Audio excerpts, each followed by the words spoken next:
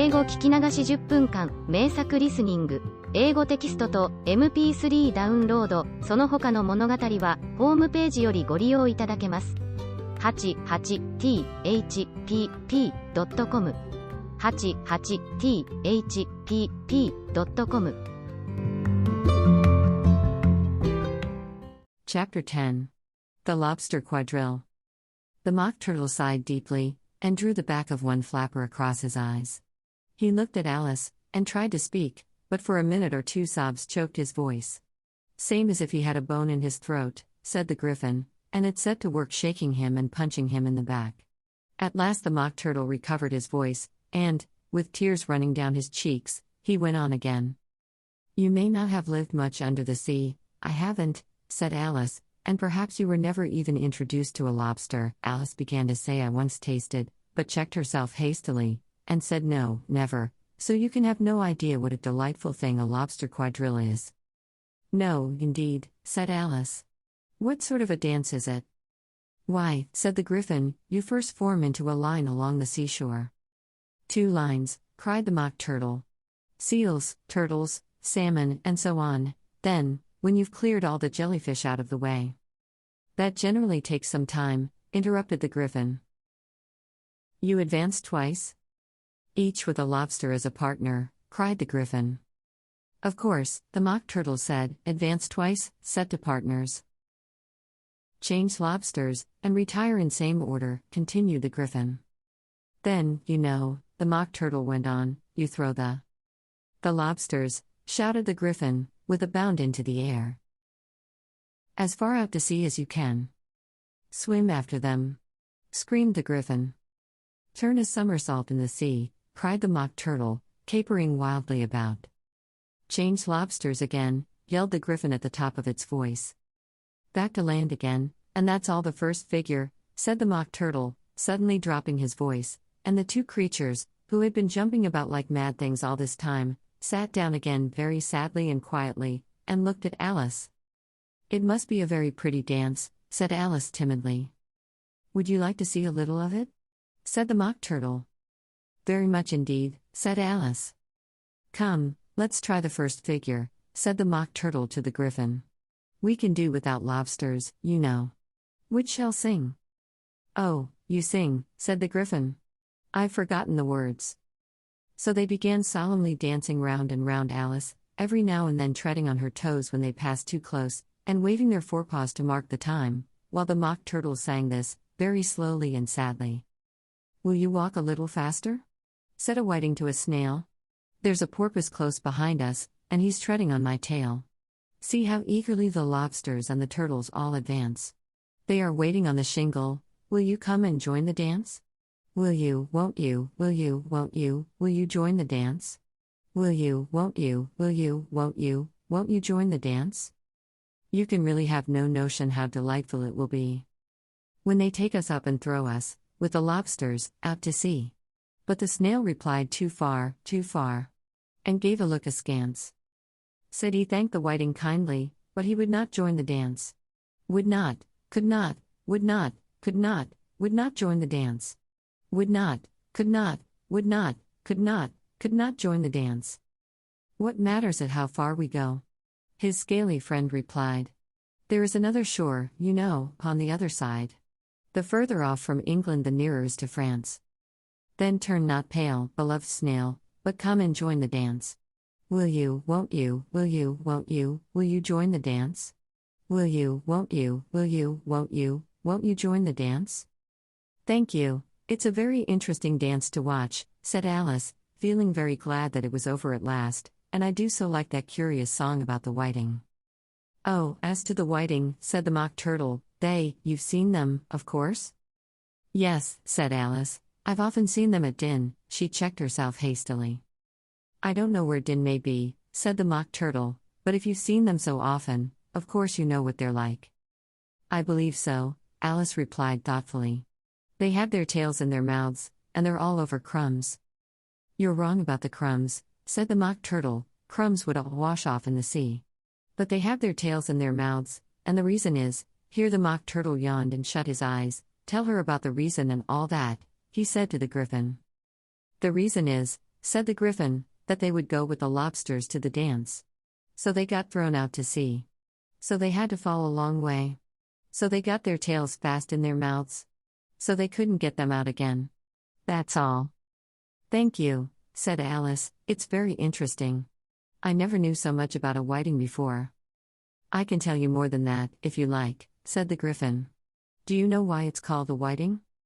I never thought about it, said Alice. Why? It does the boots and shoes, the Griffin replied very solemnly. Alice was thoroughly puzzled. Does the boots and shoes? She repeated in a wondering tone. Why, what are your shoes done with? Said the Griffin. I mean, what makes them so shiny? Alice looked down at them, and considered a little before she gave her answer. They're done with blacking, I believe. Boots and shoes under the sea, the Griffin went on in a deep voice, are done with a whiting. Now you know. And what are they made of? Alice asked in a tone of great curiosity. Soles and eels, of course, the Griffin replied rather impatiently. Any shrimp could have told you that. If I'd been the whiting, said Alice, whose thoughts were still running on the song, I'd have said to the porpoise, keep back, please, we don't want you with us. They were obliged to have him with them, the Mock Turtle said. No wise fish would go anywhere without a porpoise. Wouldn't it really? Said Alice in a tone of great surprise. Of course not, said the Mock Turtle. Why, if a fish came to me, and told me he was going a journey, I should say with what porpoise. Don't you mean purpose? Said Alice. I mean what I say, the Mock Turtle replied in an offended tone. And the Griffin added, come, let's hear some of your adventures. I could tell you my adventures, beginning from this morning, said Alice a little timidly, but it's no use going back to yesterday, because I was a different person then. Explain all that, said the Mock Turtle. No. The adventures first, said the Griffin in an impatient tone. Explanations take such a dreadful time. So Alice began telling them her adventures from the time when she first saw the white rabbit. She was a little nervous about it just at first. The two creatures got so close to her, one on each side, and opened their eyes and mouths so very wide, but she gained courage as she went on. Her listeners were perfectly quiet till she got to the part about her repeating "You are old, Father William," to the caterpillar, and the words all coming different, and then the Mock Turtle drew a long breath, and said, that's very curious. It's all about as curious as it can be, said the Griffin. It all came different. The Mock Turtle repeated thoughtfully. I should like to hear her try and repeat something now. Tell her to begin. He looked at the Griffin as if he thought it had some kind of authority over Alice. Stand up and repeat, 'tis the voice of the sluggard, said the Griffin. How the creatures order one about, and make one repeat lessons. Thought Alice, I might as well be at school at once. However, she got up and began to repeat it, but her head was so full of the lobster quadrille, that she hardly knew what she was saying, and the words came very queer indeed. 'Tis the voice of the lobster, I heard him declare. You have baked me too brown, I must sugar my hair. As a duck with its eyelids, so he with his nose. Trims his belt and his buttons, and turns out his toes. Later editions continued as follows. When the sands are all dry, he is gay as a lark, and will talk in contemptuous tones of the shark. But, when the tide rises and sharks are around, his voice has a timid and tremulous sound. That's different from what I used to say when I was a child, said the Griffin. Well, I never heard it before, said the Mock Turtle, but it sounds uncommon nonsense. Alice said nothing. She had sat down with her face in her hands, wondering if anything would ever happen in a natural way again. I should like to have it explained, said the Mock Turtle. She can't explain it, said the Griffin hastily. Go on with the next verse. But about his toes? The Mock Turtle persisted. How could he turn them out with his nose, you know? It's the first position in dancing? Alice said, but was dreadfully puzzled by the whole thing, and longed to change the subject. Go on with the next verse, the Griffin repeated impatiently. It begins, I passed by his garden. Alice did not dare to disobey, though she felt sure it would all come wrong, and she went on in a trembling voice. I passed by his garden, and marked, with one eye, how the owl and the panther were sharing a pie. Later editions continued as follows. The panther took pie crust, and gravy, and meat, while the owl had the dish as its share of the treat. When the pie was all finished, the owl, as a boon, was kindly permitted to pocket the spoon, while the panther received knife and fork with a growl, and concluded the banquet. "What is the use of repeating all that stuff?" the Mock Turtle interrupted, "if you don't explain it as you go on. It's by far the most confusing thing I ever heard." "Yes, I think you'd better leave off," said the Gryphon, and Alice was only too glad to do so. "Shall we try another figure of the lobster quadrille?" the Gryphon went on. "Or would you like the Mock Turtle to sing you a song?"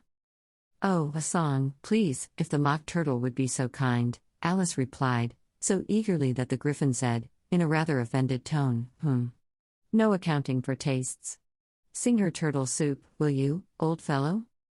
The Mock Turtle sighed deeply, and began, in a voice sometimes choked with sobs, to sing this. "Beautiful soup, so rich and green, waiting in a hot tureen. Who for such dainties would not stoop? Soup of the evening, beautiful soup. Soup of the evening, beautiful soup. Bo, beautiful soup. Bo, beautiful soup. Soup of the evening. Beautiful, beautiful soup. Beautiful soup. Who cares for fish, game, or any other dish? Who would not give all else for 2p? Pennyworth only of beautiful soup? Pennyworth only of beautiful soup? Bo, beautiful soup. Bo, beautiful soup. Soup of the evening. Beautiful, full soup." "Chorus again," cried the Gryphon, and the Mock Turtle had just begun to repeat it, when a cry of the trial's beginning was heard in the distance. "Come on," cried the Gryphon, and, taking Alice by the hand, it hurried off, without waiting for the end of the song. "What trial is it?"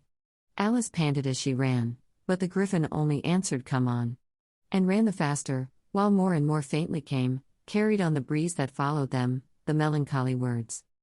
"Soup of the evening. Beautiful, beautiful soup." 英語聞き流し10分間、名作リスニング。英語テキストと MP3 ダウンロード、その他の物語は、ホームページよりご利用いただけます。88thpp.com 88thpp.com